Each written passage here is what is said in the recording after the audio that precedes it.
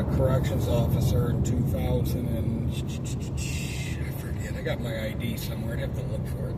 2005. God, it's fucking 20 years ago. What the fuck happened? Doing the right thing cost me my job. And, you know, there was basically an inmate who was caught smoking in an area that he shouldn't have been fucking smoking in. But it's what happens to these dudes. They get stupid when they get a chance to go home. They start like, this just shows you like the human like element or condition of like, you know, people always got to go back and just push it a little bit, you know, and myself included. But this was stupid. The guy had been in jail for since the dawn of time. He's probably 67, 70 years old. I'm like 25. And another guard, the last name Watkins, I think his name's Brian Watkins. There's no way he still works there. He went to the same gym as me, you know what I mean? But we weren't like fucking pals or anything, but he showed up in my dorm. He had been a corrections officer for about 15 minutes. He shows up in my dorm and he catches dude smoking. And right as he's catching him, I'm kind of catching him. And I'm like, dude, and then dude walked in and I'm like, bro. You know, so Watkins goes and writes up the report. Now, if he writes up this report, this dude, last name Grimes, they used to call him Radio after that Cuba Gooding Jr. movie. If he writes up this report, he's not going to get this conditional, like, compassionate release program because he can't get in any trouble. And he had been in jail. I know he had been in jail. He had done over 2 decades. Watkins writes up the report, asks me to verify it, and I go, what do you want me to do? And he goes, you got to sign it where it says that, you know, we both witnessed. I go, bro, I didn't see him smoking. And he goes, bro, we were both, you know, come on, dude, we're both at the same time caught. And I go, I didn't see him smoking a cigarette. And now they're not going to get the cigarette and get the dude's DNA. This is 2000 and fucking, you know, 5, you know.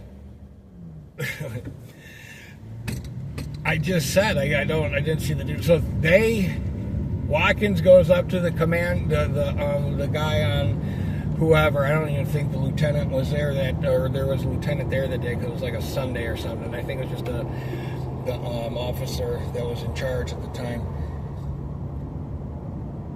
He's like, well, what's going on? I said, oh, he said he's caught him smoking. And I go, I didn't see it. And he's like, well, he's kind of inferring that you're failing to, like, you know, like that you're lying and that you're not. And I go, well, there ain't no cameras in there. There ain't no witnesses. It was me and him and him. I go, what the fuck do you want me to do? I didn't see it. You want me to write something down?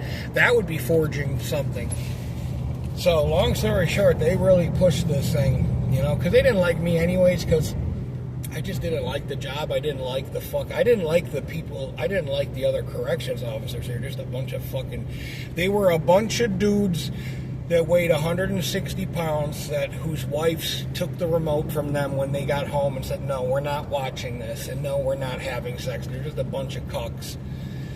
That's the type. There was very few dudes that I liked that worked there. Some of the older guys that were pretty cool, but it was just a fucking shit show. So I remember I had to, they opened an investigation, suspended me with pay. At the end of it, they found that they had no fucking proof or whatever. During the investigation, I just said, you know what? My one watch commander was kind of telling me they're not gonna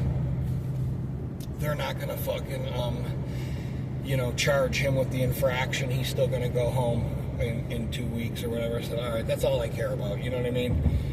So he goes, you're gonna come back? They're probably gonna have you come back. I said, I'm not coming back there, dude. I said, I don't want to fucking be a correctional. This is a fucking joke. You know what I mean? We're fucking This is a fucking shit show. This isn't even a fucking prison. There's nothing even about this job that's glamorous or fun. Yeah, the uniform looks cool with the fucking belt and all of that shit, but that shit wore off the fucking second week of the job. You know what I mean? Like, there's no action. Not that you want to beat people up, but yeah, you do want to go inside a fucking cell once in a while and fucking smash somebody around that needs a fucking beating. You know what I mean? Or you do want to find more. And anytime I found drugs, it's like the fucking corrections officers, well, obviously they're bringing it in.